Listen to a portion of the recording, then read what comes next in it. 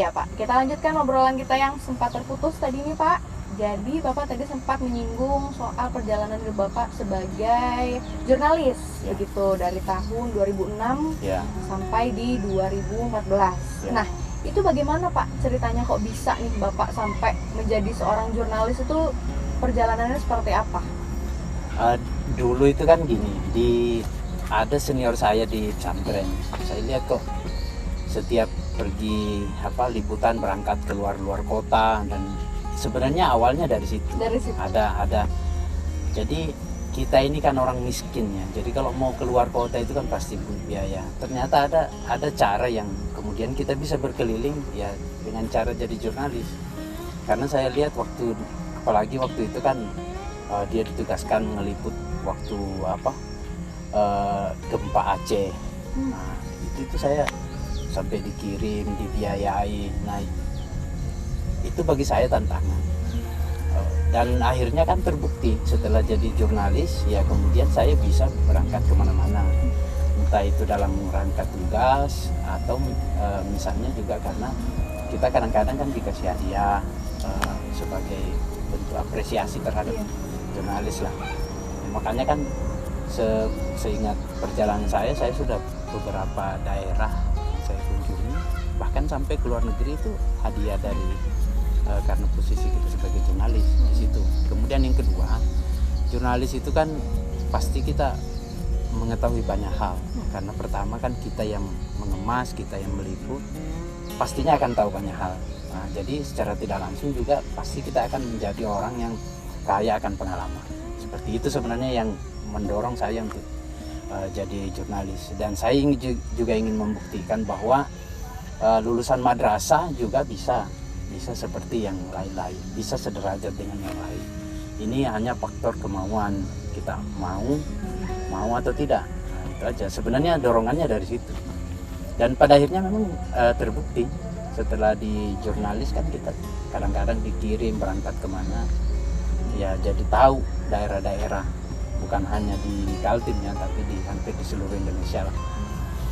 Nah itu.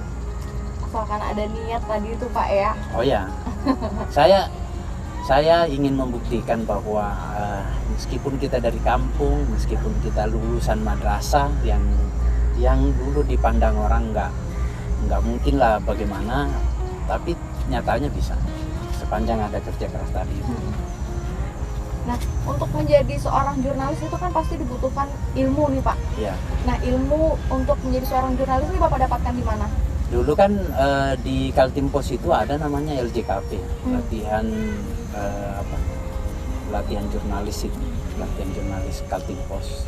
Itu saya ikut. Begitu. Saya ikut. Tapi sebelum sampai pada fase itu, memang sudah sering bantu-bantu kan di bagian entry data, di bagian rubrik-rubrik yang kerjanya bisa sampingan.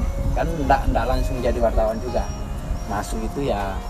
Dulu di Kaltim Pos ada namanya halaman anak muda, namanya Ekspresi, itu kerjaannya agak santai. Nah disitulah kemudian pas ada pelatihan jurnalis saya ikut. Saya ingat. Kemudian lolos di tahun Ya. 2006 itu tadi Pak ya. Lalu di asli jurnalisnya di sekitar 2008 pas 2000. PON. Oke. Pas PON Kaltim. Saya Pas ingat PON betul Kaltim. karena waktu itu saya dikirim ke Samarinda. Kirim ke Samarinda dalam rangka PON 2008 kan. Iya. Kaltim yang tuan rumah. Nah di situ, pas dimutasi 2008 sudah selamanya sudah di Samarinda. Jadi Begitu Pak ya. sampai 2014. Sampai 2014. Berarti itu belum ketemu sama ibu nih Pak ya? Oh belum. Belum. Ibu itu ketemunya kilat, sangat kilat. Namanya jodoh tuh kalau kata Afgan Iya. pasti bertemu tuh Oh Pak. iya. Tulang rusuknya di situ. Oh begitu. Iya. Siap. Nah itu jadi tadi selama Bapak menjadi seorang jurnalis, Iya. apa mungkin pengalaman Bapak yang paling berkesan? Pengalaman paling berkesan itu ketemu orang-orang tokoh-tokoh, sehingga membuka banyak link-link di jaringan-jaringan kita, jadi kenal orang-orang hebatnya. Kan dulu kalau kita jadi wartawan kan ketemu gubernur, ketemu dengan siapa kan dengan mudahnya. Nah, dengan kenal orang-orang termasuk para tokoh-tokoh di Kaltim, ya itu yang paling berkesan bagi saya. Dengan adanya itu ya saya akhirnya belajar yang lain, belajar bisnis, belajar juga memperkaya ilmu, Ya, jadi dengan adanya itu yang paling saya rasakan sisi positif dari seorang jurnalistik, bisa kenal banyak orang, nah, dan kita bisa mengambil ilmunya kan. Betul.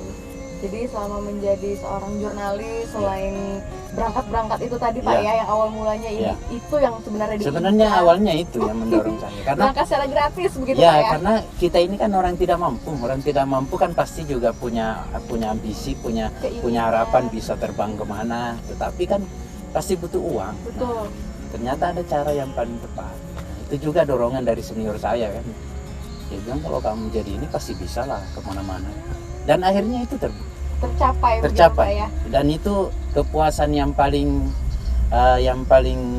yang bagi saya tidak terlupakan, karena akhirnya bisa kemana-mana. Terus, ya paling tidak ini bisa saya ceritakan lah. Betul.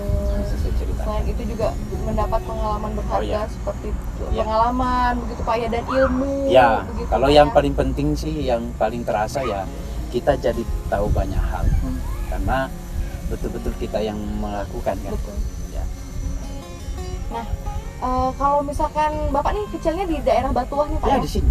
Oh, rumahnya di dekat mana nih Pak? Daerah mana nih? Ini kan kilo 29, rumah saya di kilo 30. Itu, kalau waktu kecil ya saya tinggal di dalam dan nggak ada listrik, nggak ada yang lain-lain. Jadi setiap hari berangkat jam 5 subuh, mandi jam 6 sudah berangkat jalan kaki ke sekolah, itu kurang lebih 3 kilo lah. 3 kilo? 3 kilo, jadi kalau pulang pergi kan 6 kilo. Betul, menuju Ya, ke sekolah. itu selama kurang lebih sampai kelas 2 SMP. Kelas 2 SMP? Ya, kelas 3 SMP itu baru tinggal di luar. Ya, jadi ya cukup ngerasakan lah bagaimana dan tahu persis akhirnya Batuah ini, karena saya memang dari kecil di sini. Cukup menguasai daerah Batuah. Oh, cukup gitu, menguasai. Karena memang dari kecil pengalamannya luar biasa sekali ya. Dan cukup sedih lah. Bayangkan kalau 7 saudara makan aja susah. Terus kita kan masih kecil-kecil, saudara saya juga. Seumuran kita ini kan paling selisih 2 tahun.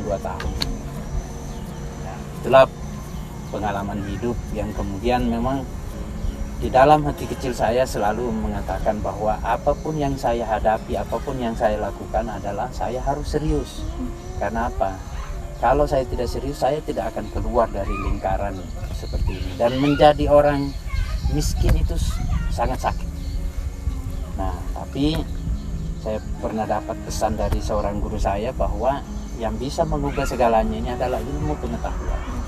Makanya juga saya kenapa semangat begitu, karena almarhum bapak saya kan juga selalu mengatakan, biarlah saya nggak punya apa-apa, yang penting kalian bisa sekolah. Karena kalau kalian sekolahnya tinggi, ya paling tidak seperti bapak, tidak jadi petani, tidak jadi yang lain, mungkin jadi apa yang paling tidak lebih baik dari bapak lah.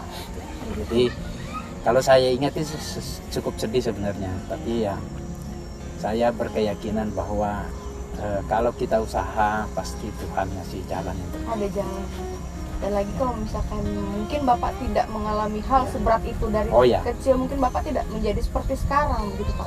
Saya setuju itu. Kalau saya hidupnya mungkin dimanjakan mungkin saya tidak akan berpikir sekeras ini.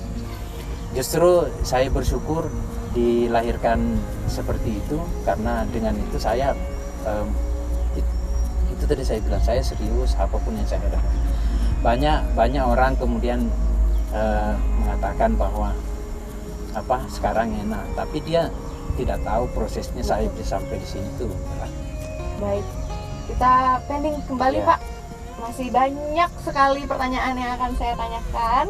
Jadi jangan kemana-mana, tetap di Anak Negeri Kaltim untuk Indonesia.